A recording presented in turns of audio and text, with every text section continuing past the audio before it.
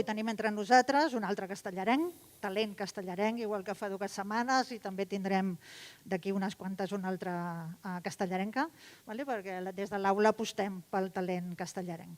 Avui, a més, avui es tracta de David Bartrés, els pares del qual, a més, són socis de la nostra aula. David Bartrés és psicòleg i catedràtic de Psicologia Mèdica a la Facultat de Medicina i Ciències de la Salut de la Universitat de Barcelona. La seva línia de recerca se centra en l'estudi dels aspectes psicològics, estils de vida i factors biològics que expliquen el manteniment de la salut cerebral i mental al llarg de la vida, especialment en l'edat avançada.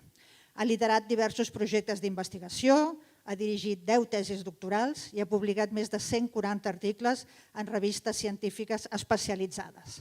Actualment és investigador principal del projecte Barcelona Brain Health Initiative, realitzat des de l'Institut Guttmann, que realitza un seguiment a llarg termini d'una població de més de 5.000 persones, incloent, a més ara, un subestudi específic sobre la Covid.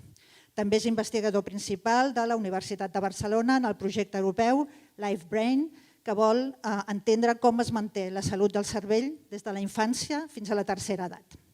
El títol de la conferència d'avui, ja ho veieu, és La fatiga pandèmica. Està clar que des de fa més d'un any convivim amb la crisi de la Covid i els efectes de la pandèmia sobre les nostres vides no només són sobre la salut física, sinó també està causant efectes sobre l'estat d'ànims, de l'estat anímic de la ciutadania. I per tant afecta també la nostra salut psicològica, mental i emocional. Gairebé tots hem passat al llarg d'aquest any per etapes de por, emmalaltir, incertesa, solitud no desitjada, falta de comunicació, aïllament, avorriment, desesperança, enuig a vegades, desmotivació, estrès, insomni, cansament per les restriccions i fins i tot algunes persones ansietat i depressió. Vam haver d'aprendre a viure sense sortir de casa, sense poder veure els nostres familiars i amics. Vam haver de deixar de fer les activitats a les que estàvem acostumats i hem hagut d'introduir a les nostres vides la mascareta, la higiene de mans i sobretot una cosa molt desagradable que és la distància social. Però totes aquestes renúncies ens estan passant factura. Segons l'OMS, que va posar nom a això de fatiga pandèmica, a tota aquesta sèrie de símptomes derivats de la Covid, a part dels símptomes estrictament clínics, el 60% de la població europea la pateix i alguns països de manera força acusada. Avui en David Bartrés ens parlarà de l'impacte que ha tingut i encara té sobre la nostra salut mental, per entendre millor quins factors la caracteritzen i per què no totes les persones les pateixen igual. Hi ha ciutadans especialment vulnerables i altres especialment resilients als efectes del confinament i de les restriccions i fa que aquests últims, els resilients, tinguin un impacte mínim sobre la seva qualitat de vida i benestar psicològic. Ens explicarà un estudi on ell participa des de l'inici de la pandèmia per identificar els factors socials, demogràfics, psicològics i també d'estil de vida que poden explicar com sofreixen la fatiga pandèmica els diferents grups de persones. Com que és molt interessant i és una cosa que ens afecta gairebé tots, m'imagino que després hi haurà preguntes. Ja sabeu que no ens podem passar al micro, però hem quedat amb el David que amb alçada i amb veu alta podeu fer les preguntes que desitgeu. Gràcies. Molt bé, sí, se'm sent. Molt bé, moltes gràcies, Montse, per la introducció, que bàsicament cobreix tot el que ja diré. Gràcies a l'aula d'extensió per convidar-me, al Ramon, a la Montse, a la regidoria de gent gran de l'Ajuntament. Estic molt content de venir aquí, no cal dir-ho, perquè com ell ha dit, jo soc castellarenc i per tant fa anys que visc fora de Castellà, però continuo venint perquè els meus pares i el meu germà viuen aquí, la meva cunyada i la família, i per tant molt content. Aleshores sabem si el que avui us explico ens interessa i després podem fer una discussió si voleu. Ja he comentat, jo estic ara a la Universitat de Barcelona, primer vaig anar a Psicologia, on vaig fer la tesi, després vaig passar a Medicina, on ja fa anys que tinc ara un grup de recerca. La nostra línia principal és precisament entendre... Jo sempre he treballat molt amb l'envelliment i quan feia la tesi, això també ho volia remarcar, aquí a Castellà vaig començar l'any 97-98 a veure molta gent gran en aquell en aquell moment jo era jove, i gràcies al doctor Gálvez, al doctor Montoya, al doctor Salido, al doctor Pepe Sánchez Aldeguer, gent d'aquí a Castellà, vaig començar a tenir accés a persones que tenien queixes de memòria i vaig veure molta gent durant la tesi i aquest va ser el meu cos de treball de la tesi doctoral i sempre m'ha interessat molt estudiar el manteniment de la salut cerebral i mental, sobretot cap a l'edat avançada, que és quan, de fet, apareixen més riscos de perdre-la, ara ho explicarem. Últimament, la ciència amb això ha entès que aquesta salut, com deia la Montse, depèn del que fas al llarg de la vida, no només ja quan ets més gran una mica més, sinó el que has fet, i ara tenim més aquest focus. Llavors, en aquest context us explicaré un treball que estem fent, com ella deia, de la pandèmia específicament, amb l'estudi i la iniciativa del Barcelona Brain Health Initiative. Molt bé. Doncs comencem. Avui parlarem d'aquest que ja coneixem tots, o aquesta que ja coneixem tots, la Covid o el virus, SARS-2 Covid. No cal que, diguem, és que en sabem tant ja, no? Malauradament. Aquestes són dades que vaig agafar aquest dissabte, em penso que hem arribat a 3 milions de morts en tot el planeta i més de 141 milions d'infectats. Ara amb les vacunes, això serà un gran, com diuen els anglesos, game changer, no? Canviarà molt la perspectiva o no, ho veurem ara, però probablement sí, esperem-ho. Però tot i així encara hi ha pics, oi? Encara estem visquent el quart pic, tercer pic, depèn del país, pot ser que hi hagi noves variants del virus o no, això no ho sabem, etc. I per tant encara hi ha molta cosa a dir i ens hem de preocupar per l'impacte que ara veurem també que té sobre la salut mental. Només una cosa perquè ho sapigueu, que és que això és un gràfic, no cal llegir-ho gaire en detall, però això és des que va començar la pandèmia fins a finals de l'any passat, encara no tot, i això és el número d'articles científics publicats sobre la Covid, l'impacte de la Covid, salut mental, sobretot sobre salut mental aquests. O sigui que realment és un tema que preocupa molt a la comunitat científica, de la mateixa manera que tots els grans laboratoris i centres acadèmics han anat molt ràpid en fer les vacunes, que això és un èxit impressionant, basat en el coneixement que ja hi havia abans. També l'àrea de l'impacte que això té, el confinament, etc., sobre la salut mental, o potser l'impacte directe del virus, ara ho veurem, sobre la salut mental, tot junt també ha suscitat una resposta de la comunitat científica per entendre-ho millor molt gran.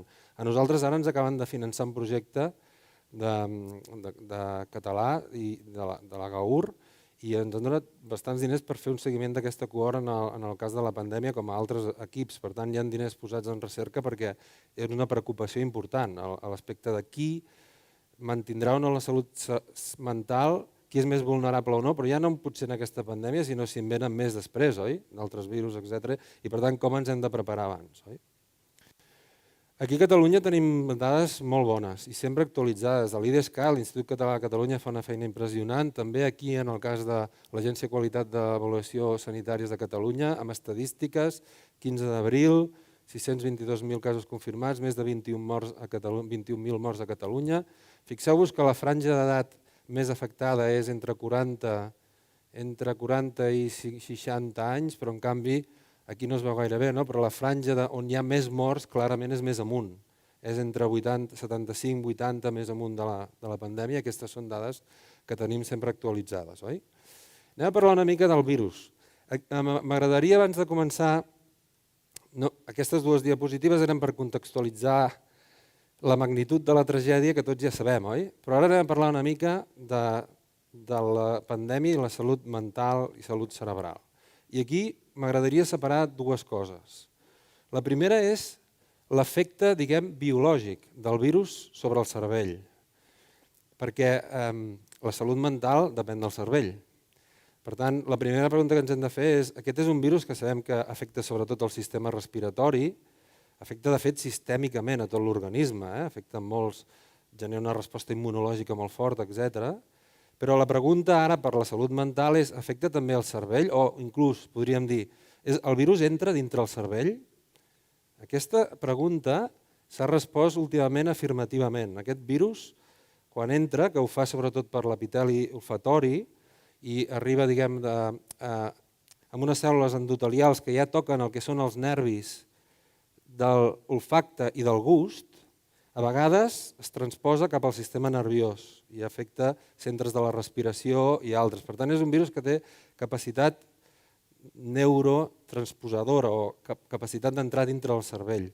El fet de que hi hagi la simptomatologia més freqüent és de pèrdua de l'olfacte i gust és precisament perquè afecta aquests nervis, primer, perquè és per on entra. I per tant, l'anòsmia i la gèusia són els símptomes més freqüents, el mal de cap, com una resposta potser general d'inflamació o de resposta per la infecció del virus, però després també en estudis, això són cervells, oi? No entrarem a explicar ara, però en estudis que s'han fet amb neuroimatge, és a dir, per exemple, amb ressonància magnètica, amb fotografies del cervell estàtic o quan està funcionant, quan està consumint glucosa, per exemple, s'ha vist que hi ha pacients infectats que tenen atròfia, és a dir, pèrdua de regions o encongiment de determinades regions del propi cervell, sobretot del sistema olfatori, i també coses que s'han reportat, i ara està de moda també amb els fàrmacs, oi? Són les trombosis, les embòlies, etc. La patologia cerebrovascular, és a dir, els petits infarts en el cervell, s'han reportat freqüentment en gent que està infectada del virus. Els estudis que miren com el cervell consumeix glucosa, la glucosa és l'energia que utilitza el cervell, la gasolina que utilitza el cervell, també veuen que en pacients infectats hi ha hipometabolisme, és a dir, que hi ha una baixada del metabolisme, una baixada del consum de glucosa a algunes àrees corticals. Per tant, amb tot això, podríem dir que, encara que avui parlarem de la pandèmia, no de la infecció del virus, o sigui, nosaltres tots estem patint una pandèmia i alguns hem estat infectats, oi? La salut mental hi estem a risc tots. La pregunta que ara estic intentant fer és, els que més han estat infectats per l'efecte biològic del virus també presenten símptomes que poden perjudicar la salut mental més enllà d'estar confinats? Aquesta és la pregunta. I la resposta és que sí, també. És a dir, no parlem només de la pandèmia, parlem de l'efecte del virus. Confusió, desorientació, afectació cognitiva, estrès, insomni, depressió. Aquí hi ha molts estudis que diuen que ho troben més freqüentment en pacients infectats que no infectats. Per tant, potser inclús també del propi virus hi hauria algun efecte.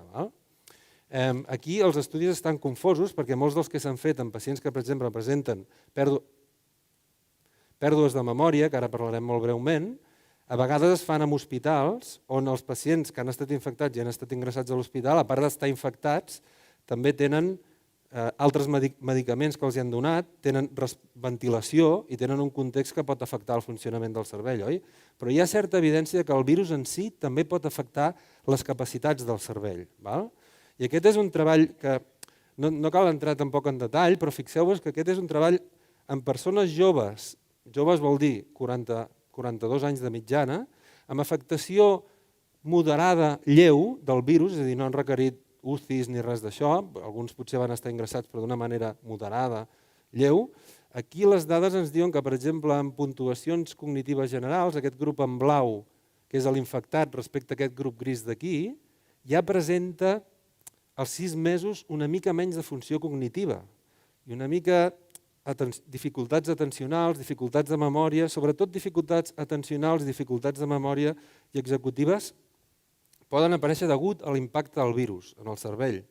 Clar, si tu no et trobes bé, et costa funcionar més l'atenció, les funcions aquestes de planificació, organització i la memòria una mica més també degut a l'efecte del virus, podria ser que part de l'impacte de la salut mental vingui deguda també de la infecció del virus, oi?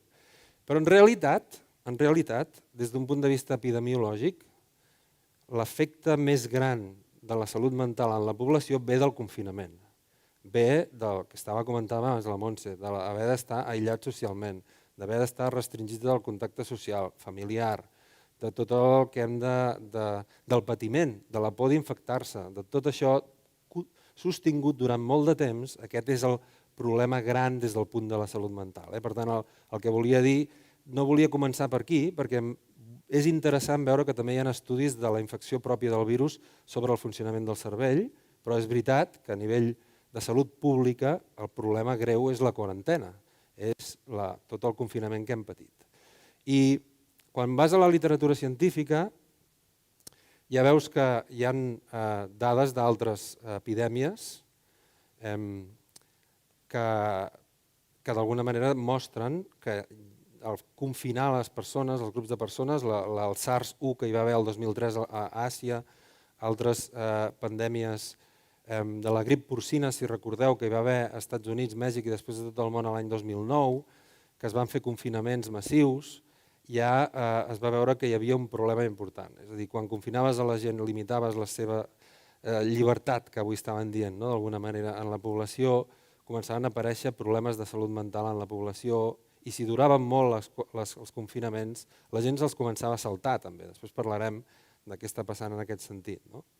Per tant, aquí hi ha tota una literatura que diu que s'ha de mantenir molt finament, en termes de salut mental, els beneficis mèdics de confinar, ha de ser molt fi, un balanç molt fi, amb fer-ho lo just per no fer-ho massa, perquè si confinem molt a la població comença a aparèixer problemes d'estrès, ansietat, insomni, etc.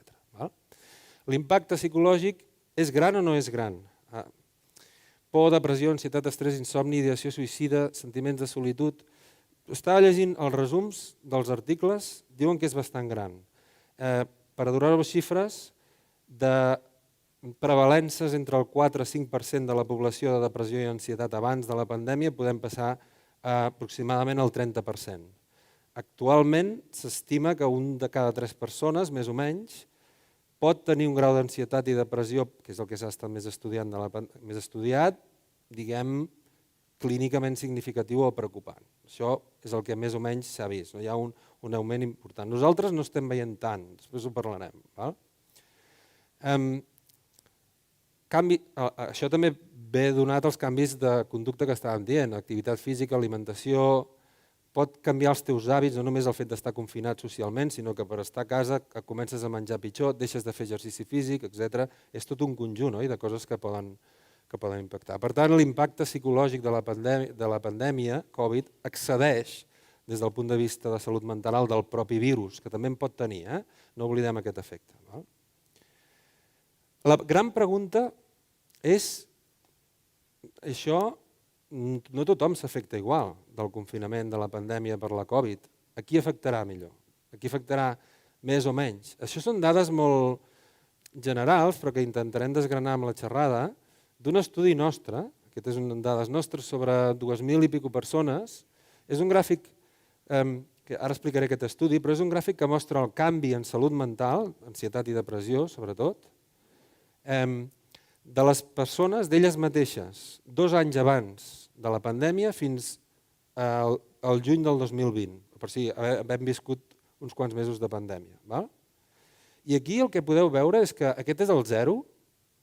El 0 vol dir gent que està igual en ansietat i depressió abans i després de la pandèmia, abans el 2018 i el 2019 i el 2020 quan ja feia mesos que vivien pandèmia. Aquí dalt és gent que ha empitjorat, que està molt pitjor de salut mental durant la pandèmia respecte a com estava abans. Però aquí hi ha gent que està millor. Què passa amb aquest grup d'aquí? Una de les coses que no se sap i que no s'està investigant tant i que de fet els trets han d'anar cap aquí en el futur, i és per això que ens han finançat aquest projecte i altres, és no tant en dir que és molt important i que nosaltres ho estem intentant caracteritzar, la pandèmia afecta a 1/3 de la població i 1/3 de la població presenta ansietat, depressió, insomni, etc., sinó què passa amb el 1/3 de la població que ha millorat. Què ha fet aquest 1/3 de la població perquè hagi millorat? Perquè en les condicions dures de pandèmia, de confinament, encara estigui millor en salut mental. Això és el que estava comentat abans el Montse, que qui són aquest grup de persones resilients? Resilients vol dir aquest concepte de que hi ha un estrès o hi ha una situació que et posa un problema important i tu ets capaç de sobreposar-te. Hi ha gent que s'hi ha sobreposat estan inclús millor, s'ha adaptat en aquest estat de confinament millor que abans. Aquest és un focus important de recerca i és el que nosaltres volem fer, perquè si volem entendre quines característiques des del punt de vista sociodemogràfic, psicològic, que envolten a la persona, que defineixen més probablement aquests grups de persones que han tolerat bé la pandèmia i han millorat, doncs tindrem molt guanyat, oi? Si vas a la literatura, i això ho comentarem en general, veiem que ja sabem que hi ha alguns factors que s'apunten com que prediuen diferències en salut mental. val? Per exemple, de forma genèrica, sociodemogràfics, les dones en general tenen més impacte de la pandèmia. Això nosaltres també ho hem vist, com veurem després, més impacte de salut mental de la pandèmia, mentre que, curiosament, biològicament el virus afecta més als homes. És més agressiu amb els homes que amb les dones moltes vegades, les dones, en canvi, pateixen més la pandèmia. Aquí la gran pregunta als grups d'edat, això no us ho diré, perquè això ho veurem després, és molt interessant. Evidentment, com sempre passa, malauradament, els grups amb menys recursos socioeconòmics són els més impactats per aquesta pandèmia. Potser tenen menys possibilitats de reaccionar fent coses, reorganitzant la seva vida davant de la pandèmia, però sempre passa que aquesta, malauradament, és una variable molt important. La gent desfavorida econòmicament pateix més qualsevol cosa, també la pandèmia de la Covid. La gent que es viu sola o se sent sola, tenim dades d'això que després veurem, amb aïllament social o solitud. La gent, s'ha dit en alguns estudis que la gent que fa activitat física és un dels protectors de la salut mental de la pandèmia, en alguns estudis, i després aspectes psicològics que també anirem desgranant.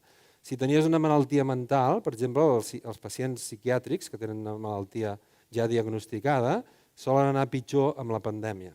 També hi ha un estudi que diu que són més probables de contagiar-se. Això és curiós, els pacients amb malalties psiquiàtriques es contagien més freqüentment, però també van pitjor amb la pandèmia. Característiques de personalitat, per exemple, no tolerar bé la incertesa, no saber, o sigui, haver de saber si t'infectaràs o no i exactament què has de fer per no infectar-te, i si no tens resolt això en el teu cap, tens una rumiació constant, és un factor que prediu que vagis pitjor des del punt de vista de la salut mental durant el confinament, perquè necessites tenir-ho tot resolt. En canvi, l'optimisme pot ser un dels factors que prediu que vagis millor durant la pandèmia, no? Després parlarem una mica del viatge optimista. Estratègies d'afrontament i resiliència és com tu enfrontes la situació. Estratègies d'afrontament, per exemple, vol dir centrades en el problema. El problema quin és? La Covid. Hi ha una pandèmia mundial. Jo el puc solucionar? Una estratègia dolenta és pensar que sí i començar a informar-me tot el dia, a veure què puc fer, a veure què puc ajudar, quan en realitat probablement tinc poc marge jo per solucionar la pandèmia. Una estratègia bona d'afrontament és dir, no puc fer massa cosa, m'informo només una o dues vegades de fonts fidedignes i després m'oblido una mica del problema, sé el que haig de fer, sé on està en aquest moment la pandèmia, però sistemàticament no estic mirant les dades, perquè és un problema que tampoc hi puc fer massa cosa. Aquest és un factor que s'ha vist com a protector. De fet, el que s'ha vist és que un excés d'informació repetida és un factor de mal pronòstic de la salut mental de la pandèmia. O sigui, ens hem d'informar lo just i de fonts fidedignes i no tota l'estona. Això està clar. O, per exemple, emocionalment també, no només què faig, sinó com ho faig per gestionar com afronto les emocions. Estic deprimit perquè la pandèmia és molt dolenta, m'ho menjo, m'ho trago a dintre, intento tancar-me, empassar-me aquests sentiments versus vaig a buscar amics o vaig a intentar connectar amb persones que m'ajudin, etc. Com afrontes aquestes situacions d'estrès? Per tant, de la situació del Covid, la professió, això són generals, de la situació del Covid, la professió, sabeu que els sanitaris, per exemple, és un grup de risc, s'ha estudiat molt aquest perfil, aquest col·lectiu, estan a risc, evidentment, de salut mental, la durada del confinament és crítica pel que us estàvem dient abans. El lloc on es viu, si és d'alta incidència de la Covid també, resulta que les persones tenen més impacte en la salut mental, la informació que estàvem dient, por de contaminar-se, creences sobre el virus, etc. Hi ha tota una sèrie de variables que ja s'han vist, però encara no en sabem prou per predir tu, com a persona, en la propera pandèmia tens risc de patir salut mental o seràs dels resilients. Estàs dintre de quina combinatòria de tots aquests factors? Això és el que voldrem saber.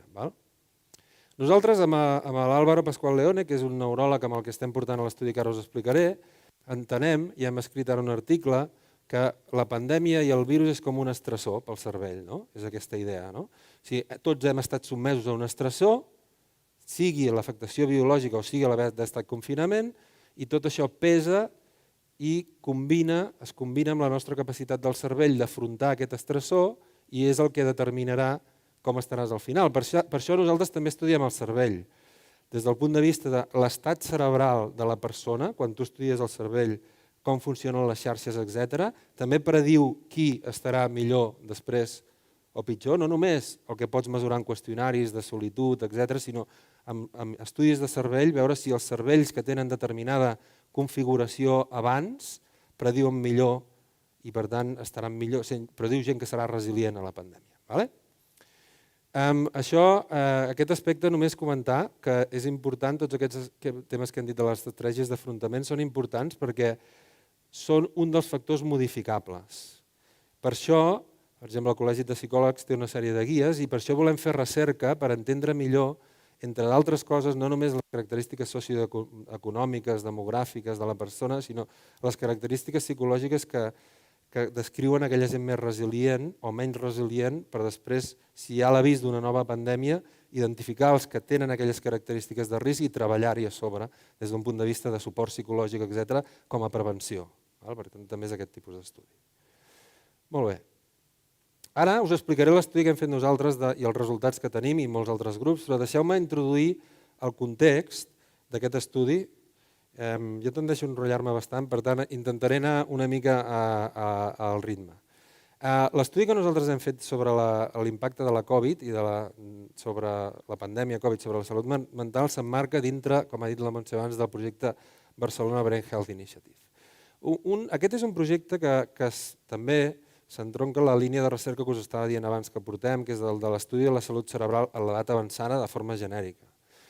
Aquí l'estudi per què es va motivar el Barcelona Brain Health Initiative? Doncs perquè nosaltres sabem que malauradament, primer, no malauradament, sinó per sort, les poblacions cada cop viuen més anys i les persones envellides cada cop són més i en general estan millor, primer. Però això vol dir que en uns anys les nostres societats estaran proporcionalment cada cop més constituïdes de gent de 60, 65, 70, 75 anys en proporció als joves. Això és un èxit de la biomedicina, de l'educació, perquè vivim més temps. Però en part també és un problema. Per què? Perquè malgrat ara es vigui millor, és veritat encara que moltes de les malalties més prevalents del cervell, per exemple estem parlant de la malaltia d'Alzheimer pensant, però pot ser també altres malalties neurodegeneratives o depressions de l'edat avançada, solen aparèixer molt en l'edat avançada. Per tant, els anys viscuts amb discapacitat, que és això el lila, de la població en general, s'acumulen sobretot cap a l'edat avançada. Això és a la infància, això és l'edat avançada, tenim acumulats tots els anys viscuts amb discapacitat. Per tant, el projecte el que vol fer és intentar entendre des d'una població més jove, que ara estem començant a estudiar, seguint-los molt temps, què és el que farà que aquelles persones que quan es vagin fent grans escapin a les malalties del cervell i es mantinguin molt bé quan tinguin 70, 75, 80 anys, etc., per aprendre de com són i què han fet i després revertir polítiques de tractament, d'intervenció, de prevenció. Perquè en realitat ja sabem que envellir bé és possible. Aquesta senyora és la Brenda Milner, que és una neuropsicòloga, que és el camp que jo he treballat, molt famosa, canadenca, que va descriure als anys 50 l'amnèsia degut a lesions d'una part del cervell, que és el lòbul temporal medial, observant un pacient que havien operat i li havien tret quirúrgicament aquestes dues regions, que es diu hipocamp, perquè tenia una epilèpsia no controlada per fàrmacs i per tant al final li havien de treure perquè era el focus de l'epilèpsia. Aquest pacient es va curar de l'epilèpsia, però va tenir una amnèsia impressionant i no podia gravar cap més informació. Llavors aquesta senyora, Brenda Milner, és coneguda per això. Però aquí és coneguda, o jo la faig coneguda per un altre tema, que és que té 104 anys i segueix publicant articles científics. Amb la qual cosa, això és el que en la literatura s'ha conegut com a successful aging, envelliment exitós. Aquesta línia verda de gent que malgrat passen els anys i passen els anys i passen els anys, manté la funció mental i cognitiva. Veieu, per tant, que hi ha molt paral·lelisme en el que ara estem estudiant en el marc de la Covid, com es manté la salut mental davant un estressor, amb el projecte general que vol saber com es manté la salut cerebral igualment en la gent d'edat avançada al llarg de la vida. Una mica és aquesta idea.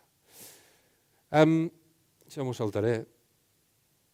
Només una cosa perquè ho veieu, perquè ara ja entraré a l'estudi de la Covid. El projecte del bebè aquí, que estem fent amb l'Institut Goodman, que abans he comentat, el que té són 3 fases, que no entrarem ara en detall perquè no és el focus avui, però sí que és important que sapigueu que primera, el grup d'edat que nosaltres tenim més persones és de 40 a 65 anys. Això és per una raó. El que volem fer és entendre com és possible arribar a l'edat avançada bé.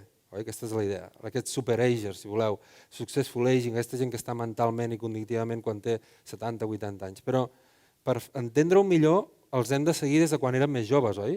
Volem veure com es pot mantenir la salut des de la salut abans. No? Per això hem començat entrant gent de 40-65 anys i ara els anem seguint i de fet ara ja fa 4 anys que hem començat i molts es van apuntar, en realitat tenien 67-68, ja tenim gent d'una edat cada cop més avançada, no? I els hem estudiat. A 5.000 persones, com deia abans, que ara veureu, els estem seguint ja fa molts anys utilitzant qüestionaris online, telemàtic, on preguntem aspectes de salut mental, per exemple, i moltes altres coses. De salut en general, salut mental, i els anem seguint amb una plataforma dedicada que tenen, etc. I a 1.000 persones, a més els hi fem ressonància magnètica, els hi fem EEG i els hi fem tota una sèrie de proves molt més exhaustives. Aquest és un projecte que va començar el 2017 i, com dèiem, vam fer una difusió i està funcionant molt bé amb molts voluntaris. Una de les coses que fem en el BB aquí és un dels aspectes que se sap que tenen a veure amb la salut mental de la població són els estils de vida, els hàbits i els estils de vida. En part, si jo tinc un risc de demència o de depressió o d'ansietat bé determinat, si voleu, o influït genèticament, però també hi ha moltes coses que hi podem fer al llarg de la vida per contribuir-hi, i això té a veure amb els estils de vida. La cognició, l'activitat física, la nutrició, la socialització i el son. Abans d'entrar a l'estudi de la Covid que ara us presentaré, us volia fer un petit èmfasi en que nosaltres estem interessats en estudiar dos aspectes que tenen a veure directament amb la pandèmia o que són rellevants per la pandèmia on també tenim dades després. Una és la solitud.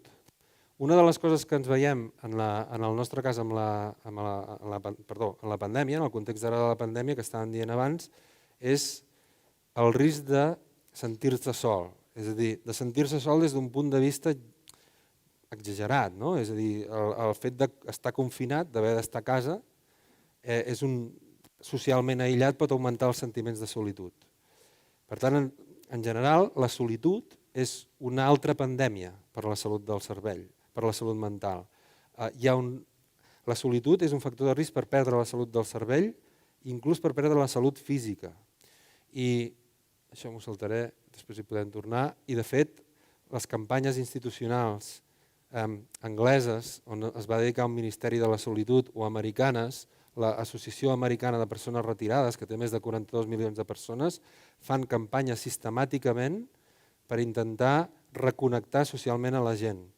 La solitud en si ja és un problema per la salut, doncs amb la pandèmia encara es pot agreujar més i per tant és una de les coses que estem mirant. Fixeu-vos una cosa aquí que és important, que és que viure solitud, sentir-se sol, aquí no podeu veure, però veieu això que posa mala salut? Això seria, la línia vermella vol dir coses amb les que no té gaire relació sentir-se sol, i quan es van desviant més de la línia vermella, més allunyana, vol dir que tenen molta relació. I jo us ho puc llegir aquí, però ser home o dona, viure en una ciutat o en un poble, tenir un determinat rang d'edat, una mica, tenir educació, estudis, guanyar tants diners, tot això són variables que més o menys estan associades amb la solitud, més o menys. Però la que està més associada amb la solitud és la salut, és la mala salut. La gent que està sola té menys salut sobretot. No es caracteritza per res particularment tant, a nivell socioeconòmic, grup d'edat, etc., però sobretot per tenir mala salut. I la solitud és un factor de risc per la depressió, per l'ansietat, però també per mort de les malalties més prevalents, patologia cardiovascular, etc. Per tant, a tenir en compte durant la pandèmia perquè ja en si mateix és un gran factor de risc per la salut. Nosaltres hem mirat la solitud i només abans d'entrar a l'estudi us volia comentar una cosa que després parlarem o que comentarem, que és això del... Fixeu-vos que aquí són dades de 2.400 persones del Barcelona Brain Health Initiative i el que hem mirat és quin conjunt de variables, de nou, té relació amb la solitud. Com havia dit la literatura anterior, el nivell socioeconòmic, els estils de vida, si fan activitat física no en fan, si fan més activitat cognitiva no en fan, com dormen, etc., té una associació relativa amb la solitud. Les coses que estem veient que tenen molt a veure amb la solitud és, primer, si viuen sols o no. Si estan sols, tenen més probabilitat de sentir-se sols, que són dues coses diferents. Una cosa és viure sol, a vegades és viure sol perquè vols i estàs la mar de bé, però en general viure sol, estadísticament, augmenta la probabilitat de que també te sentis sol. La gent que viu sola, estadísticament, se sent més sola. L'altra cosa és la salut cerebral i la salut mental. Un altre cop ho veiem. Mireu l'alçada d'aquesta relació amb la solitud. La gent sola està més malalta, des del punt de vista mental i des del punt de vista general. I la cosa nova que vam veure aquí, i que ara veurem també en la pandèmia, amb la fatiga pandèmia, que és una variable important, és el pla vital. Què vol dir això del pla vital? Aquesta relació, que és molt forta, està en el sentit contrari del que he dit. Les persones que tenen més pla vital o propòsit de vida se senten menys soles. Aquest és un factor psicològic. És a dir, el pla vital, això va descriure, per exemple, el sentit de coherència o sentit de vida, té a veure amb el que tu tinguis propòsits, que tu tinguis valors clarament identificats en la teva vida.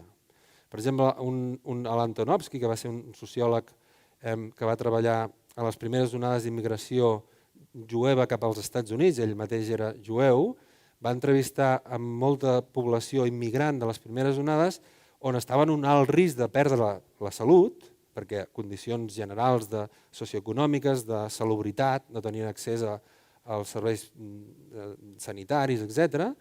I en les seves entrevistes va identificar un grup de persones que sistemàticament eren molt resistents o resilients a perdre la salut. No es posaven malalts, no es suïcidaven, no es deprimien, malgrat les situacions. I els va començar a entrevistar i va veure que el que més destacava eren coses com, per exemple, els deien les mares dels fills, en aquest cas és l'exemple que ell posa, jo sé que la situació que jo tinc aquí és molt dolenta, no hi podré fer res, la meva situació personal difícilment la puc canviar una mica, però sí que veig algunes coses que puc fer que serviran perquè el meu fill, que és la segona generació, estigui molt més ben situat quan sigui gran. Aquesta identificació d'un valor que et fa dirigir la teva conducta al dia a dia perquè darrere tens alguna cosa que realment t'importa molt, és aquesta idea de pla vital. La gent que té valors identificats, poden ser, aquest exemple, poden ser altres tipus de valors, ser un bon model de pare o mare, o ser bo a la feina, o ajudar la gent, o ajudar la comunitat, o altres tipus de valors.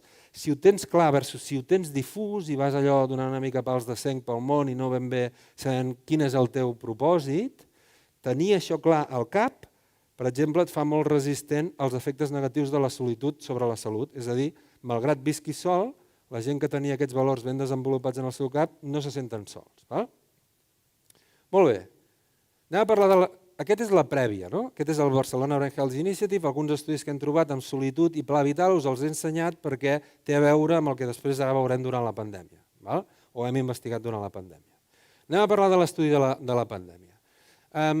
Nosaltres, aquí és sembla una mica prepotent, això, però realment creiem que estem fent un estudi únic per una característica que ara us explicaré, durant la pandèmia de la salut mental. Quan ara mires a la literatura científica i de fet als mèdia, des del principi de la pandèmia hem vist moltes enquestes. No sé si potser vosaltres n'heu rebut d'enquestes. És a dir, els investigadors s'han llançat a fer enquestes per mirar diversos aspectes de com està la gent.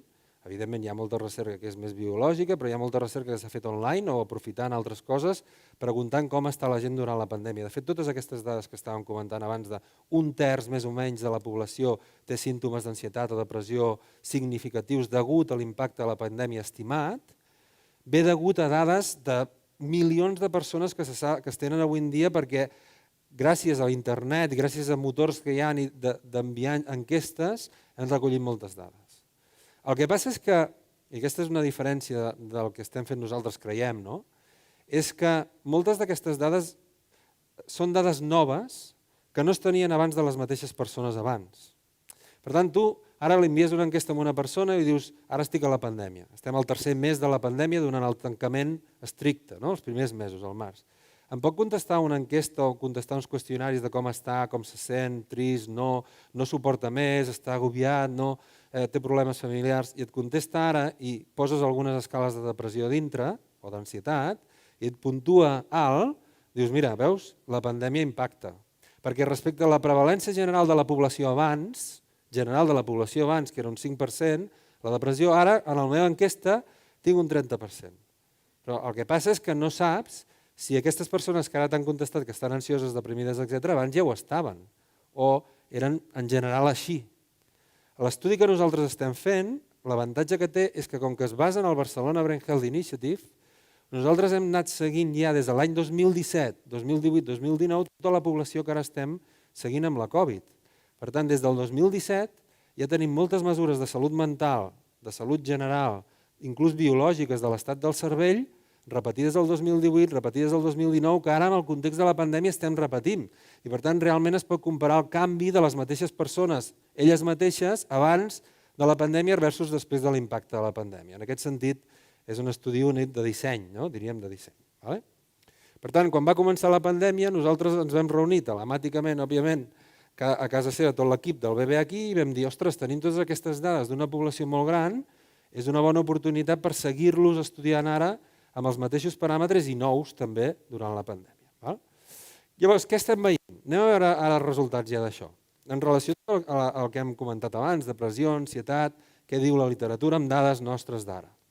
Primer, això és un merder, però és que és perquè, fixeu-vos, de nou, això fixeu-vos que és 2018-2019, inici de la pandèmia, abril, juny, octubre, sobre un qüestionari d'ansietat i depressió combinat. Això d'aquí són trajectòries individuals sobre més de 1.000 persones, no veiem res. No veiem res perquè hi ha moltes trajectòries individuals. La primera cosa és que no tothom va pitjor. Hi ha gent que va bé, hi ha gent que no es mou.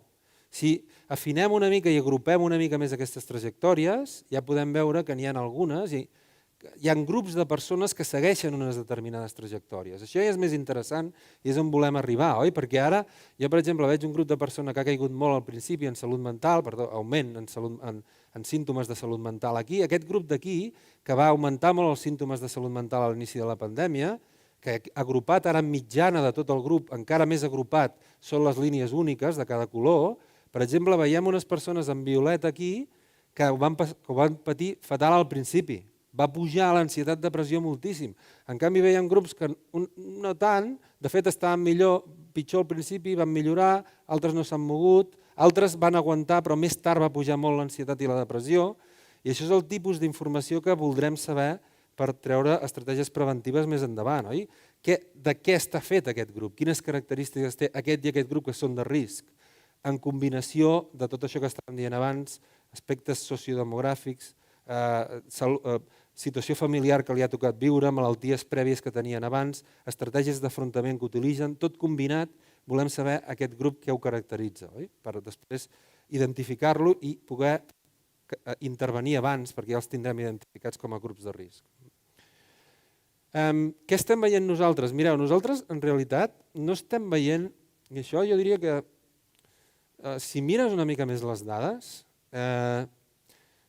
jo haig de dir que no és tant l'impacte mental de la pandèmia com estan dient. És a dir, evidentment, el missatge de salut pública ha de ser que ho és. I de fet hi ha un segment de la població, un percentatge de la població que està empitjorant molt. Però, si anem estadísticament, i això hi ha estudis, l'augment real en depressió i ansietat de la població en promig, en depressió i ansietat, que és el més estudiat, és relativament lleu durant la nostra pandèmia. Aviam, jo no diria ara si hem viscut una guerra o no hem viscut una guerra, o si hem passat la grip espanyola o no, a l'any 1918-1920, on van morir 40 milions de persones. És la pandèmia més gran de tota la història que s'ha descrit. Que, per cert, no era una grip que es va originar a Espanya, sinó es va originar als Estats Units o a França. El que passa que aquí, com que no hi havia guerra, els mitjans podien comunicar que hi havia casos d'una nova grip, en els altres hi havia censura, perquè estaven en guerra, i per això es va venir a dir grip espanyola, i tal com va venir el 2018 se'n va anar el 2020, però va matar 40 milions de persones, i allà ja es descriu que anaven amb mascareta, que intentaven fer coses, però no tenien els fàrmacs, ni les vacunes, ni el coneixement que hi ha ara. En el sentit que, no dic que s'hagi de minimitzar, però l'impacte global sobre la salut mental de la població probablement és cert, però no és tan gran. És a dir, el que passa és que hi ha segments per grups de la població que sí que estan molt impactats. Teniu aquesta idea? I si nosaltres aquí tenim un qüestionari de depressió, aquests d'aquí baix, que estan amb la clau, que els hem amplificat, són els que, per exemple, ens diuen que cada dia, o gairebé cada dia, tenen poc, durant la pandèmia, d'abans o després de la pandèmia, tenen poc plaer en fer coses, és un símptoma de depressió, o realment se senten desesperats, amb sentiment desesperat. I si això ho traduïm aquí i posem un tall, un punt de tall clínic, realment podrien estar deprimits quants, veiem que efectivament, fixeu-vos, 2 anys abans, els mateixos subjectes, 2 anys abans, un any abans els mateixos subjectes, inici de la pandèmia, veieu que hi ha un augment, clar, de casos de depressió severa, greu, però és un percentatge que, fixeu-vos, passa del 8 al 10% en la nostra població. Hi ha un augment, clar, veieu, 2 anys abans, un any abans, al març del 2020 inicia la pandèmia, augmenten els casos de depressió, però és un percentatge relatiu, és un 25% relatiu del 8 sobre 10%, però en realitat, en termes absoluts, és un 2% d'augment de la depressió. L'ansietat, una mica el que està passant és igual, veieu, escala d'ansietat, em sento nerviós, cansat o al límit, aquests d'aquí baix, que són els que menys contesten que sí, però amplificats aquí, diuen que cada dia. Em sento incapaç de parar de controlar les preocupacions, etc. Aquests d'aquí amplificats, cada dia tinc això, sí que hi ha un augment, pam, possibles implicacions clíniques, diagnòstics d'ansietat clínics augmenten molt al principi de la pandèmia, però després sembla que la gent potser s'adapta una mica, veieu, a mesura que abril, juny, octubre, etc. Per tant, no volia treure importància perquè és un tema de salut públic, però al tanto que les dades que diuen que en general l'impacte general de la població és lleu, moderat, vol dir, no vol deixar de dir que hi ha un grup que sí que s'afecta severament i aquest és el que hem de tenir en compte en el futur. Però no podem fer mirant només tota la població, perquè hi ha molta gent que no s'afecta tant, però n'hi haurà algun que sí, i aquests els hem d'estudiar millor. Aquesta és una pregunta que us reservava per ara. L'edat. La pandèmia afecta més a la gent gran? Home, si haguéssim d'apostar, jo diria que sí. Per què? Estem parlant de la pandèmia de la Covid, no? Primer, per el que estava comentant abans del risc biològic, de la infecció en si, és a dir, això sí que és una dada claríssima, on hi ha més morts degut a la infecció del virus és en el segment de població d'edat avançada, per tant ja ho sabem tots, oi? I per això hem començat a vacunar aquests segments, estan més a risc biològic, per tant també poden tenir més por d'infectar-se, etc. A més, potser precisament perquè s'ha de cuidar més que no s'infectin perquè hi ha un risc més gran, són les poblacions que més confinades han estat durant més temps i s'ha de vigilar més el contacte social, etc. en la gent gran, oi?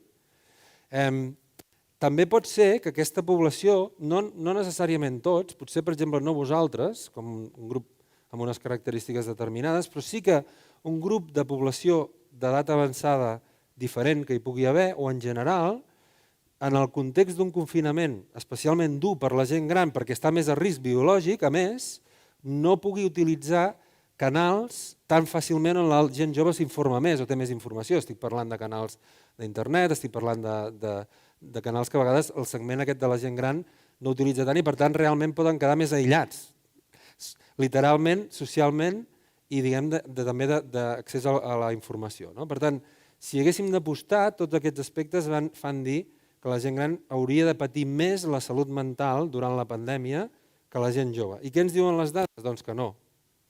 No és així. Les dades ens estan dient que, fixeu-vos, això són 7.000 persones, enquestes sobre ansietat, depressió i solitud, ansietat, depressió i solitud, les columnes, grups d'edat, persones de 55 a 65, 65 a 74, més de 75 anys, qui té menys puntuacions més baixes en qüestionaris d'ansietat, depressió i solitud és el grup d'edat més avançada.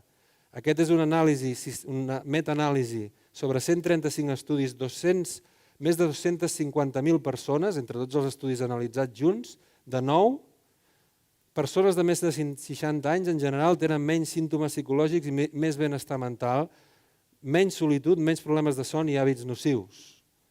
El grup més afectat probablement és el relativament jove, entre 20 i 40 anys, en molts dels estudis. Això sembla paradoxal, però des del punt de vista de salut mental són les dades que estem tenint.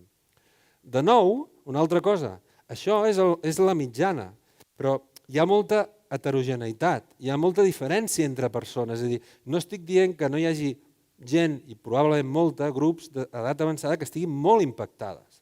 Però si agafem el promig, l'estadística general de la població no és el grup en termes absoluts, no? Que està més impactada. Llavors, quines raons es dona per això? Que potser ja han passat per situacions abans anteriors així, similars, de deprivació, de restricció, no se sap, o bé que les persones joves han hagut de reestructurar molt més la seva vida. Perquè si tu treballes, tens 2 fills i ara et diuen que has de treballar online i has d'acompanyar els nens al col·le amb el cotxe perquè no vols agafar el transport públic i perquè no sé què, això requereix una reestructuració de la teva vida que realment et requereix ser resilient per no acabar-te estressant i acabar durant un any de confinament, fart de tot, ja i no poder més, oi?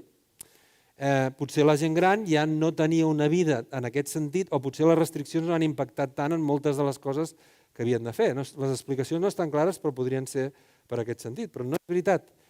Fixeu-vos les nostres dades també, el que diuen, encara que aquí són més joves, però més de 60, un grup més jove de menys de 50, probabilitat durant, abans, després de la pandèmia d'un trastorn depressiu, d'un trastorn d'ansietat, abans, 2 anys, 1 any. De fet, la població d'edat avançada té menys depressió en aquestes edats d'aquí abans ja en el nostre grup que la jove i es manté. Fixeu-vos que la línia lila és dels joves, la probabilitat és més alta sempre. Durant la pandèmia també puja més l'ansietat en el grup jove. Puja molt fort a l'inici de la pandèmia, en el grup de menys de 50 anys. L'ansietat, l'estrès, etc. També puja en el grup d'edat avançada, va pujant una mica, cada cop estem més ansiosos. Aquí sembla que ens adaptem una mica, encara això són dades fins a l'octubre, però veieu que la diferència és important. Per tant, dades interessants i per tant s'han de saber també. Una cosa que sí que hem vist, i aquí també s'ha de tenir en compte, ja ens comença a ajudar una mica a focalitzar més quin grup està a risc realment, és això d'aquí, fixeu-vos. Risc de depressió, un altre cop, abans, 1 any, 2 anys, 1 any abans, inici de la pandèmia, abril, juny, octubre. Risc de depressió segons la renta, segons els ingressos. Com sempre, el grup que està per sobre en el llindar de la pobresa, dels estàndards catalans en aquest cas, que és per sota del 60% del salari mitjà, però depèn de l'estructura de la família, és la línia vermella on malauradament al cap d'1 o 2 mesos de començar la pandèmia en aquest grup augmenta moltíssim la possibilitat de diagnòstic de depressió. Però llavors veiem una cosa interessant, que és aquesta d'aquí. Malgrat hem dit abans que el grup d'edat avançada no té més risc en general com a grup d'edat avançada de tenir depressió i ansietat, o es manté en paral·lel, semblant al grup jove partint d'un risc menor, si ara ho trenques per nivell socioeconòmic, surt una cosa que és aquesta d'aquí. Els que realment, la gent amb pocs recursos, que té molt risc de fer malaltia mental, és la gent gran amb pocs recursos. Veieu? En la gent jove no passa tant. En la gent jove, que en general té un risc menor, la situació socioeconòmica no diferencia tant. En la gent gran, que té un risc major, en la gent gran que té un risc una mica menor, no obstant això, la gent que té pocs recursos econòmics, aquells sí que estan a un risc molt incrementat. Per tant, això és un grup target. Gent gran, quina? Especialment la que té pocs recursos. Aquesta està en més risc de fer una depressió que la gent jove amb pocs recursos. Per tant, aquest és el tipus de coses que volem anar aprenent. Ara, tornem a l'efecte general. Per què les persones grans poden estar millor amb la seva situació? També s'estan fent estudis interessants en aquest sentit. Aquest és un estudi fet sobre 12.000 persones i es va preguntar durant la pandèmia quins grau de problemes tenien les persones laborals, econòmics, perdre la feina, oi? Això és un estressor sobrevingut en la pandèmia que ha tingut molta gent, o baixar els ingressos, de salut, que ell s'hagi infectat o una persona al costat s'hagi infectat, o de relació, degut a la pandèmia he aguantat més estar a casa, m'he separat, em porto fatal amb la meva parella, amb els meus fills, etc. Evidentment, la primera cosa que veuen és que la gent que té més d'aquest tipus de problemes té més ansietat i depressió. La segona cosa que veuen és que la gent que és més resilient, estimada en preguntes que li fas, és gairebé un tret de personalitat, aquí podríem dir. És a dir, que quan tu li preguntes d'una manera general la gent que et contesta que en general creu que es pot adaptar, s'adapta bé quan hi ha canvis, que intenta veure el cantó bo de les coses, l'humorístic, etc., que s'ha d'enfrontar, que quan s'ha enfrontat abans amb l'estrès en realitat ha sortit reforçat, que els fracassos no el determinen, que és capaç de... creu que ell té control i pot manegar la situació quan és complexa, aquest perfil psicològic resilient, evidentment, disminueix, és a dir, encara que tu hagis tingut... atenua, aquesta fletxa verda vol dir atenua, encara que tu hagis tingut un alt grau de problemes, si tens aquest perfil psicològic no té tant impacte en la teva salut mental d'ansietat i depressió. Per tant, aprendre a ser una mica així també està bé, perquè és protector davant d'una situació dolenta, perquè tu no tinguis tant impacte clínic en depressió, ansietat, acabis deprimint, etc. Si veus el món així. Però aquest efecte és molt més fort en les persones d'edat avançada.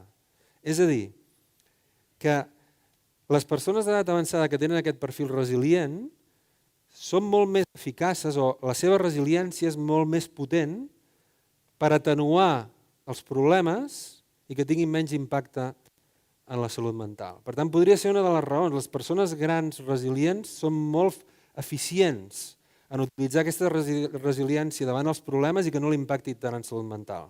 De nou tornem a les explicacions. Han passat ja per moltes coses abans. No ho sabem.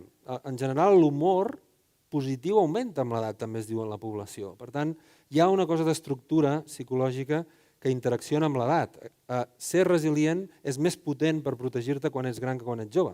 Per tant, aquest és un aspecte positiu. L'altre veiem un aspecte negatiu, aquest és un aspecte positiu. Ser resilient és una cosa que pots entrenar o pot ajudar-te un psicòleg, per exemple.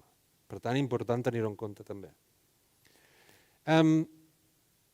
Hi ha una altra cosa que són les estratègies d'afrontament i ara passarem a parlar de la fatiga i acabem gairebé amb això. La fatiga en si mateix, perquè hem preguntat fatiga específicament, que era la xerrada d'avui. Però hi ha una cosa que és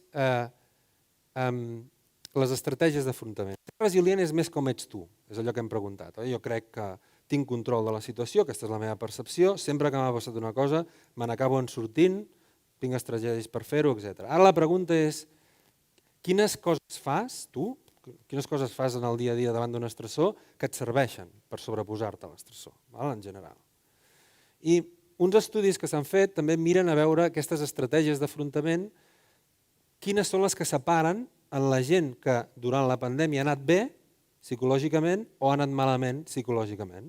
Per tant, primer, en aquest estudi, que també és d'una població molt gran, durant la pandèmia, són 1.000 persones en aquest cas, durant març-abril de l'any passat, per tant, inici fort del tancament, primer els hi passen una escala de benestar psicològic, diu, en general estic satisfet amb el dia a dia, funciono bé, m'ha impactat molt la meva vida quotidiana o no, estic satisfet de com, malgrat la pandèmia, estic funcionant, tinc oportunitats, encara puc fer coses, per tant, primer pregunten això, i després miren els que diuen que sí, que en general estan bé i els hi va bé psicològicament, per tant, no tenen ansietat, depressió, versus els que estan malament psicològicament, tenen ansietat, depressió, què fan de diferent un i l'altre grup?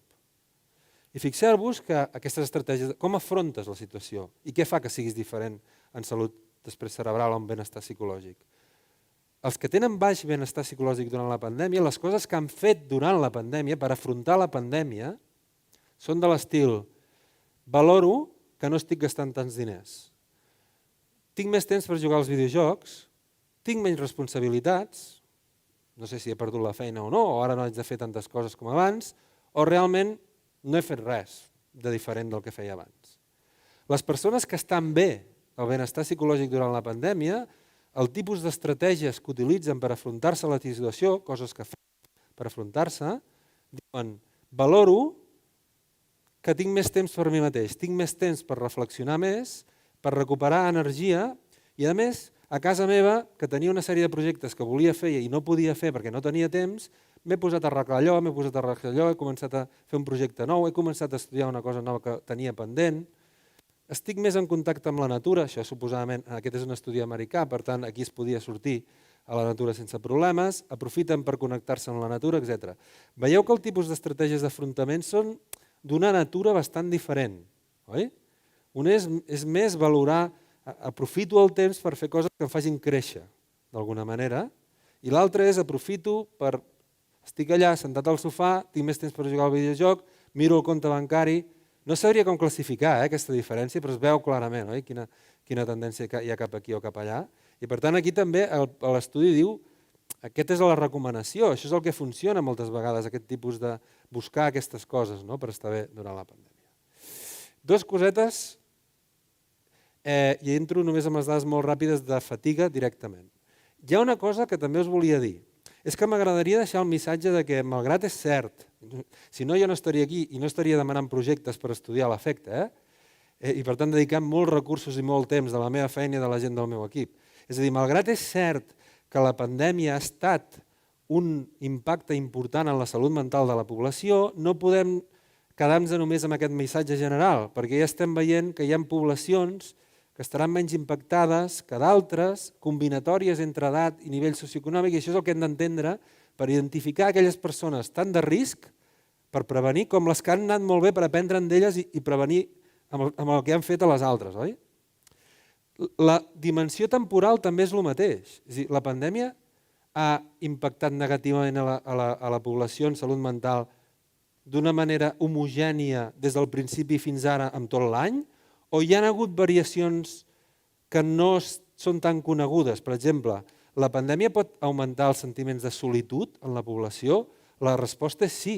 Així, intuïtivament és sí. Clar, tu estàs aïllat a casa, tan tancat, no et pots comunicar, si internet potser no és el mateix que veure't amb els amics, etc. Per tant, augmentarà els nivells de solitud de la població? En general, sí, ja ho tenim algunes dades de la mateixa magnitud, però de nou aquestes dades no són suficients, hem d'anar a filar una mica més prim. I aquí nosaltres vam fer un estudi amb la solitud, que vam passar una escala de solitud, crec que eren 3.000 persones, i de nou teníem dades de solitud de les mateixes persones 2 anys abans. Aquí la línia blava o verda, els colors això, blava és la gent en depressió, diagnòstic de depressió, i la gent vermella sense. Ja veiem que 2 anys abans, 2 anys, un any abans, la gent en depressió se sent més sola, això ja ho sabíem. Ara, com impacta la pandèmia? 10 dies després del confinament estricte passem al qüestionari de solitud, hi ha una baixada de les puntuacions de solitud. Què passava aquells 10 dies?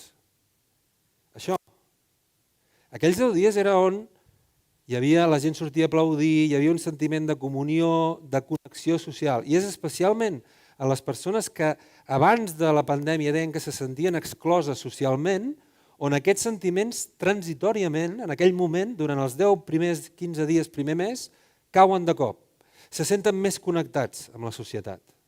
Però després tornen a augmentar. Veieu que aniran augmentant amb el temps de la pandèmia, però això és una lliçó molt bona.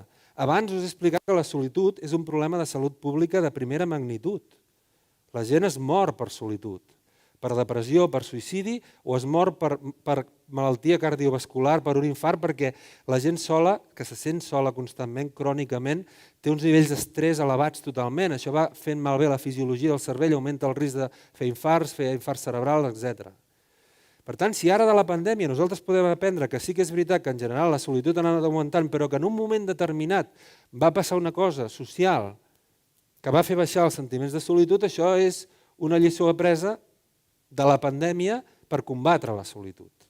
Realment el que va passar en aquell moment serveix per combatre la solitud a la població. Enteneu aquesta idea? Per tant, de la pandèmia en salut mental no és tan homogeni. Estem aprenent missatges que van en dos sentits i és molt més complexa.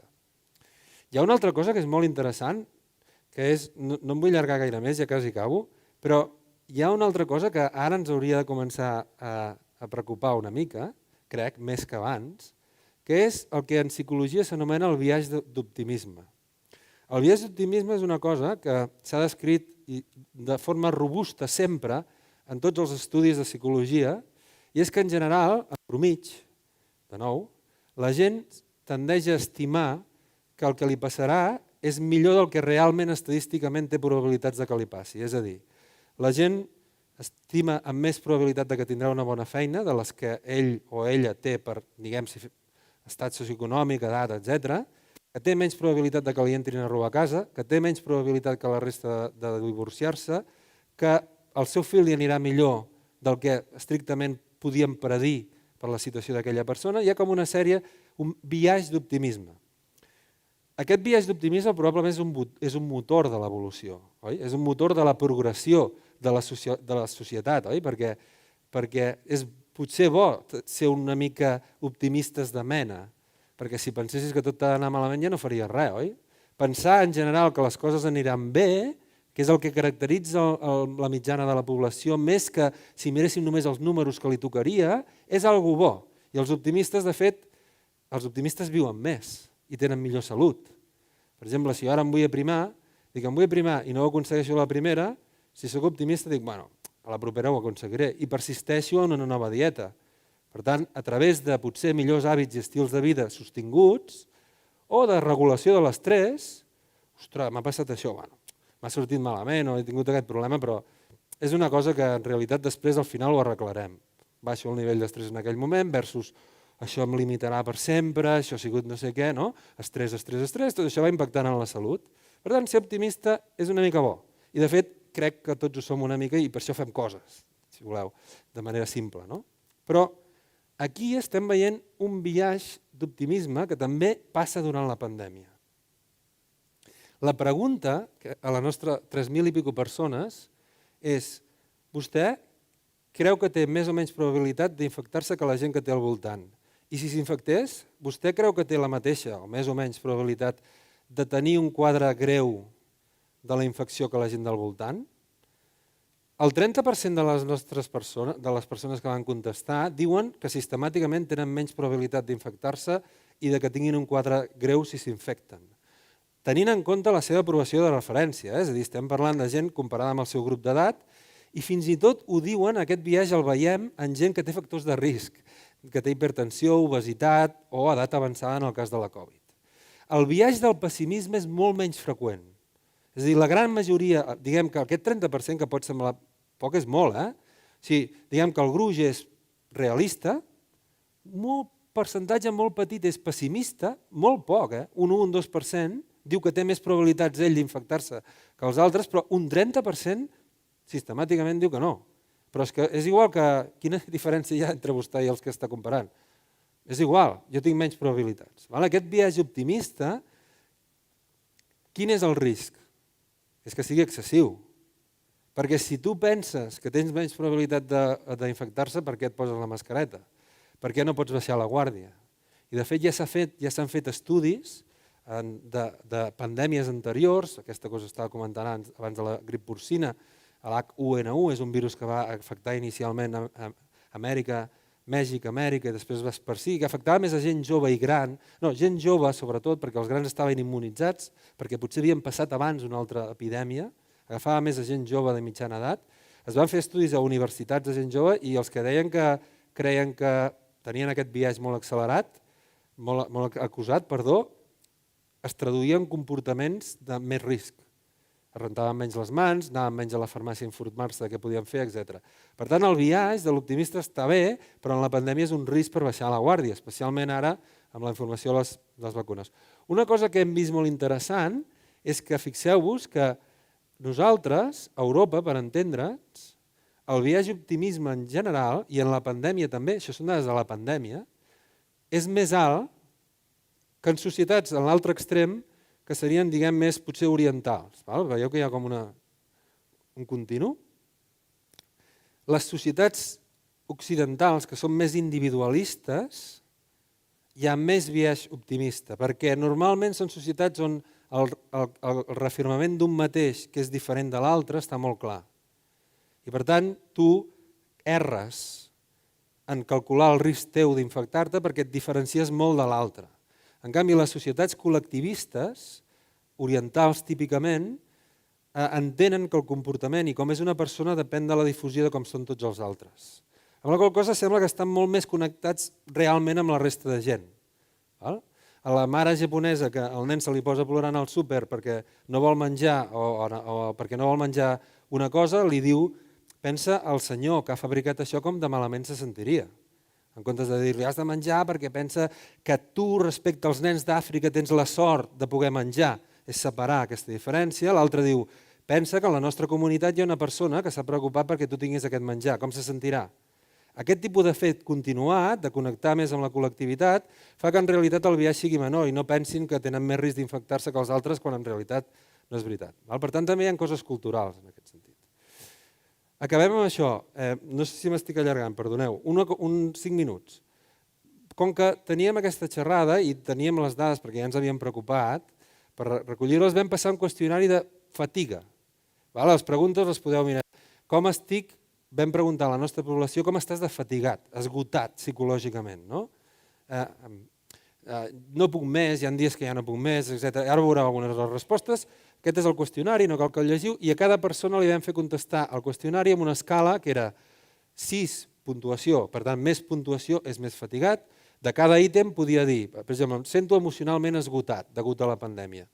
Cada dia em sento així, algunes vegades, un cop a la setmana, algunes vegades, etc. o mai. Per tant, puntuació dintre de cada ítem de més o menys fatiga, realment psicològica de la pandèmia. Les dades que hem vist és que en general, fixeu-vos que aquesta és l'escala de fatiga, la distribució de les puntuacions, la majoria de la gent puntua per aquí, no és una fatiga excessiva, és una fatiga lleu moderada. Val a dir que la nostra població està esbiaixada per un nivell socioeconòmic bastant alt. Per tant, aquestes dades, insisteixo, aquesta és una variable important al nivell socioeconòmic. Per tant, en general tenen alt, podria ser que una altra població amb nivell socioeconòmic més baix estigués més fatigat. Però ara veurem quines variables són importants. Edat, no. De nou, la gent gran no està més fatigada, no se sent més fatigada que la gent nova, almenys el que reporten. Això va lligat amb això que dèiem. Som com molt eficients en gestionar la situació d'estrès, malgrat són un grup de risc, malgrat tenen més probabilitat de morir, ho saben, malgrat tal, psicològicament som molt resilients, el grup d'edat avançada. Però el gènere sí, les dones, torna a sortir. Les dones estan molt més fatigades de la pandèmia. De fatiga total o em sento emocionalment cansat a causa de la pandèmia, les dones puntuen sistemàticament més. L'educació, alta educació, baixa educació, no tant, però de nou, edat, grup d'alta edat, baixa educació, que semblaria allò del nivell socioeconòmic que dèiem abans, oi? Aquest és un grup molt fatigat. Gent gran amb baixa educació o, també hem vist abans amb altres coses, baixos nivells socioeconòmics. Aquest sí que és un grup d'edat avançada que s'hi ha de fixar. No com a genèric el grup d'edat avançada. Que tu hagis estat diagnosticat de la Covid també et fa més fatigat. La línia vermella és estan més fatigats. Veieu que les gràfiques que he posat amb color més fort és que són el que diríem estadísticament significatives, és a dir, que sí que hi ha un efecte real i les altres no. Per tant, aquí el que veiem és que si tu has estat diagnosticat sí que estàs més cansat, però no hospitalitzat, tenim pocs casos, això no ho sabem, o que coneguis algú que s'hagi afectat, en aquest cas en la fatiga és més si t'ha afectat a tu directament com a diagnosticat del virus. Si estàs sol, et sents més fatigat totalment. Aquí, un altre cop. Verd, gent que se sent sola, molt més fatigada de la pandèmia. És sentir-se sol o viure sol? És sentir-se sol, fixeu-vos. Es sent sol, viu sol, aquest. Perdó, es sent sol, no viu sol, vermell. Es sent sol, viu sol. No es sent sol, no viu sol, no es sent sol, viu sol. Viure sol no explica tant. Independentment de si tu vius sol o no vius sol, és sentir-te sol. Els dos grups d'aquí, els més fatigats, són el que se sent sol i viu amb altra gent o el que se sent sol i viu sol. No és viure sol, sinó sentir-te sol l'important per estar molt fatigat de la pandèmia. Sentit de coherència que hem vist abans i resiliència. La gent que té aquestes característiques psicològiques, identificats els valors, ser resilient, veure la vida, que tu pots controlar la situació, percebre-ho almenys, després que ho facis o no ja és una altra cosa, però percebre-ho, aquesta gent està protegida, les gràfiques indiquen els grups en blau, són els que tenen més puntuacions en aquest tipus de coses, se senten menys fatigades durant la pandèmia. Per tant, acabo aquí. Les conclusions són del que hem estat explicant i del que nosaltres hem vist i molts altres estudis, és que hi ha diferències individuals importants, atenció, aquest és el punt, de com les persones responen a l'efecte de la pandèmia. No ens podem quedar amb el 30% de les persones que estan deprimides i ansioses perquè hi ha molta dispersió i hem de veure els grups què és el que fa que una persona realment ho estigui molt i altres no cal preocupar-s'hi i de fet podem aprendre d'elles. De forma general augmenta l'ansietat i depressió, però en alguns moments la tendència ha estat de millorar factors de risc. Per exemple, la solitud. Ha passat una cosa durant la pandèmia que transitoriament ha millorat un factor de risc, que és la solitud, que és una epidèmia mundial. Per tant, aprendre d'això també, de què es va fer en aquest sentit durant la pandèmia. Cal anar en compte l'optimisme, l'excés d'optimisme que estàvem dient, si això es tradueix en conductes de baixar la guàrdia, a mesura que percebem que el risc és menor també, pot ser. Les persones grans no pateixen més els efectes de la pandèmia que els joves, però les dones, les persones que han estat diagnosticades, se senten soles i jo diria que tenen un nivell socioeconòmic baix i són grans, aquest ja estem veient que és un grup de risc clarament per la salut mental en la pandèmia. Millorar les estratègies d'afrontament i resiliència, com ho veus psicològicament, poden ajudar a combatre la pandèmia des d'un punt de vista psicològic. Això serien les conclusions que hem tret ara de moment i que estem investigant. Nosaltres ara tenim dades, com deia, d'estudi del cervell, com tenies el cervell 2 anys abans, com funcionava el teu cervell 2 anys abans, prediu com t'has pogut adaptar davant l'estressor de la pandèmia, per tant també biològiques que afegirem a tot això. Aquest és l'equip de Goodman, Álvaro Pascual León és un neuròleg de Harvard, és el director científic de l'estudi, Chema Tormos és el director de recerca de Goodman i aquí hi ha tota la sèrie, el Javier Solana, que és l'enginyer coordinador de totes aquestes dades i molta gent que hi participa. I aquest és el nostre grup a la Universitat de Barcelona. Amb això acabo, disculpes per haver-me allargat i espero que us hagi resultat interessant. Gràcies.